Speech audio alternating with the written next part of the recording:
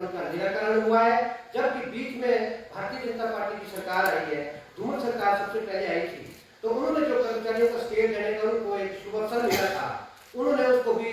Area को package में दिया और फेज मैनर में दिया और किस्तों में दिया और कर्मचारियों को जो पैसा लमसम में उनको आना चाहिए था, उससे उन्होंने कोई अच्छे काम घर में कोई नीतिगत काम या कोई घर के खर्चे, कोई मकान का है, कोई एजुकेशन को लेकर के कोई डोनेशन का है, बच्चों की फीस का है, उनको कामयाब है। और उसके बाद जो जयराम सबसे वर्स्ट सरकार आई है प्रदेश के अंदर आज तक, ऐसे मुख्यमंत्री, कर्मचारी विरोधी मुख्यमंत्री, किसान विरोधी मुख्यमंत्री, बागवान विरोधी मुख्यमंत्री, आम जनता के विरोधी मुख्यमंत्री आज तक हमने नहीं देखे। तो कर्मचारियों की अगर मैं बात करूंगा तो इनको भी एक सौभाग्य मिला था कि पंजाब पैटर्न पे जो है आप स्केल हमारे को देंगे, तो उन्होंने भी वही फेज मैनर वाला किस्तों वाला काम किया है। अभी तक वो किस्तें भी नहीं मिली, अभी तक सर्विस बुक्स जो है वो एजी के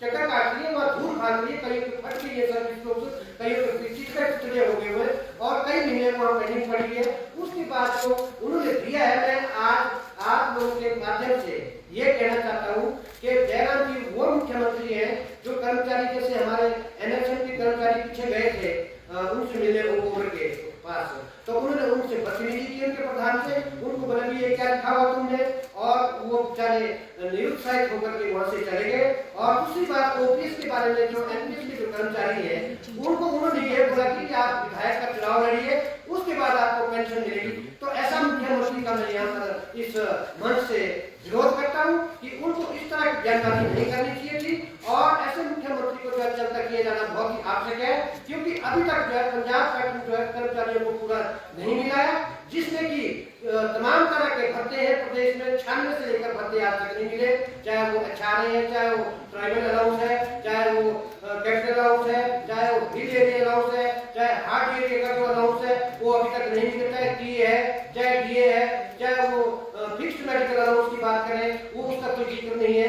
स्टेट पंजाब पैटर्न जो है जिस तरह से ठाकुर जयराम जी ने कहा था कि जैसे ही पंजाब स्टेट की जो नोटिफिकेशन जारी करता है 24 घंटे के अंदर अंदर उसको हम जारी करेंगे, लेकिन 6 साल के बावजूद भी 16 में 16 से जो स्टेट मिलना था, एरिया स्टेट मिलना था, अभी तक यही पता नहीं कि वो जो 20% कह रहे हैं वो किस चीज का एरिया है। और मैं आप लोगों के माध्यम से सरकार और प्रदेश के कर्मचारियों को ये मैसेज देना चाहता हूँ कि ये जो फिक्सेशन भी हो रही है वो बिल्कुल गलत है। और मैं कहता हूँ कि जो 31/12/15 को जो लास्ट पे ड्रान होती है बेसिक, उसके साथ में फिक्सेशन होनी चाहिए थी, जबकि इन्होंने क्या किया 2012 की जो फिक्सेशन है वो उठा के कर्मचारियों की फिक्सेशन शुरू करी। मैं चैलेंज करता हूँ इस फिक्सेशन को कि ये लोगों की जो कर्मचारियों की जो फिक्सेशन है वो बिल्कुल गलत हुई है, जबकि 31/12/15 की जो लास्ट ड्रान जो बेसिक पे है उसके साथ में होनी चाहिए थी और उसमें काफी एरिया भी बनना था। और इन्होंने प्रदेश के कर्मचारी को गुमराह करके, तार पीटो करके और उनको पूरा इंसेंटिव ना दे करके एक छाछ तोड़ाया जयराम ठाकुर ने। जिस तरह की प्रदेश के जो कर्मचारी हैं वो सरकार को गिराते भी थे और लाने का भी दम रखते थे और कर्मचारियों की जो हड़तालें हुआ करती थी, आज लंदन से भी खबरें आया करती थी। तो आज ये कहूंगा उसी तरह से ओपीएस का, जिस तरह से कांग्रेस पार्टी ने अपने गारंटी के रूप में देने का जो वादा किया है वो एक अपने काबिल तारीफ है। उसके बाद जो आउटसोर्स की जो नीति, आउटसोर्स के जो 40,000 के करीब कर्मचारी है प्रदेश के अंदर, उसको लेकर भी प्रदेश सरकार ने आज तक कोई पॉलिसी नहीं बनाई इसके बारे में। उसके बाद कर्ममूलक आधार के जो लोग हैं उनको जो एलिजिबल था क्लास 3 पोस्टों के लिए, उसके लिए उन्होंने मना कर दिया है और चतुर्थ श्रेणी के लिए उनको बाध्य करने के उनको भूले हुए हैं। उन्होंने 450 दिन जो है यहाँ पर स्ट्राइक के ऊपर एक शेड में उन्होंने लगाए, सर्दी में ठीक पे बेचारे और बरसात में भी उनकी हालत पतली हुई और आनंद फानंद में वो जो उनको धमकी दी गई कि भी क्लास 4 लगा, तो उन्होंने लिख के तो दे दिया था। अब वो क्लास 3 के लिए भी एलिजिबल नहीं है। और मजे की बात देखिए, विभिन्न विभागों में जो आउटसोर्स मतलब कंपैशनेट लोग या तो कर्ममूलक आधार के बेसिस पे जो लोग लगने थे उनको लेकर के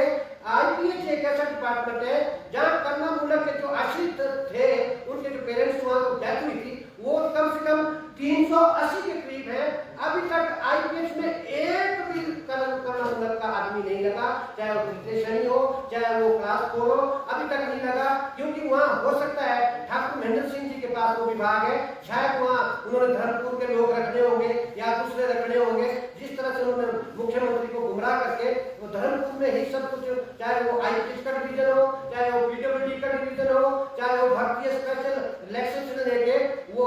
पदों की भर्ती के लिए, चाहे पंप ऑपरेटर हो, चाहे फिटर हो, चाहे प्लम्बर हो, वो इलेक्शन से रिलेटेड है। जब औरों को बोलते भी आप कमीशन से आइए, तो ये बिल्कुल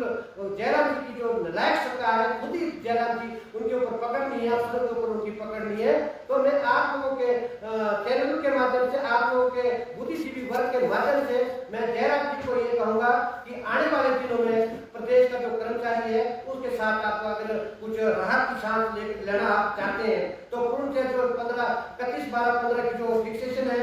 जो होनी है, उसको करें। और लमसम में हमें एरिया चाहिए। और तमाम, और एक सबसे महत्वपूर्ण बात मैं ये बताना चाहूंगा कि 1/1/16 और 31/12/21 के उसके जो कर्मचारी रिटायर हुए थे, वो कम से कम 45,000 लोग हैं। उनको डीसीआरजी, लीव एनकैशमेंट और कम्यूटेशन का बिल्कुल भी प्रावधान नहीं है, और बिल्कुल ये कर्मचारी विरोधी है, उन कर्मचारियों के बिल्कुल अगेंस्ट है। जबकि जो 22 में यानी कि इस साल जो कोई सेवानिवृत्त हुआ कर्मचारियों को आपस में लड़ा रहे, जो 22 में रिटायर होगा तो उसको वो सारी चीजें मुहैया कराएगी। आदमी जयराम जी 2 रूल क्यों लगा रहे हैं कर्मचारियों के ऊपर? क्यों आप जो डिस्पैरिटी क्रिएट कर रहे हैं? क्यों कर्मचारियों को आपस में लड़ा रहे हैं? चाहे वो आज पूरा जो कर्मचारी वर्ग है, चाहे वो आउटसोर्स का हो, चाहे वो घरों का हो, चाहे वो आशा वर्कर हो, चाहे वो आंगनबाड़ी हो, चाहे वो डॉक्टर्स हो, चाहे वो पुलिस का केस दे लीजिए आप, कितनी एनोमलीज क्रिएट की है, और उनको 5 साल, अब 8 से 5 साल कर दिया है, जबकि 2 साल करना चाहिए था। एक्ट पार भी other government employees of the state, उनके एक्ट पार करना चाहिए था। और दूसरे इन्होंने जिस तरह से उनके साथ मतभेद किया है, उनके साथ एनोमलीज क्रिएट करवाई है, और पूरा का पूरा जो स्केल है, पे स्केल है, वो एनोमलीज में फंसा है। चाहे वो 414 को लेकर के फंसा है, चाहे ग्रेड पे को लेकर के फंसा हुआ है, और उस वजह से जो एनोमलीज क्रिएट हुई है, यहाँ तक कि जो जूनियर आदमी है वो सीनियर से ज्यादा तनख्वाह ले रहा है। तो ऐसी सरकार मैंने पहली मर्तबा प्रदेश में देखी है। तो मैं ये चाहूंगा कि इन तमाम चीजों को लेकर के ये कांग्रेस बिल्कुल इसके ऊपर काम कर रही है, और ओपीएस का मुद्दा रख दिया हुआ है। दूसरी और जो पेंडिंग ड्यूज है वो कांग्रेस की लायबिलिटी बन जाएगी कल को, अगर जयराम जी समय रहते नहीं देंगे। तो मैं ये कहूंगा, अगर 3 दिन के अंदर आचार संहिता लगने से पहले जयराम जी ये तमाम चीजें मुहैया नहीं करवाते, तो जयराम जी को चलता किया जाएगा। प्रदेश में के कर्मचारी दम रखते हैं, और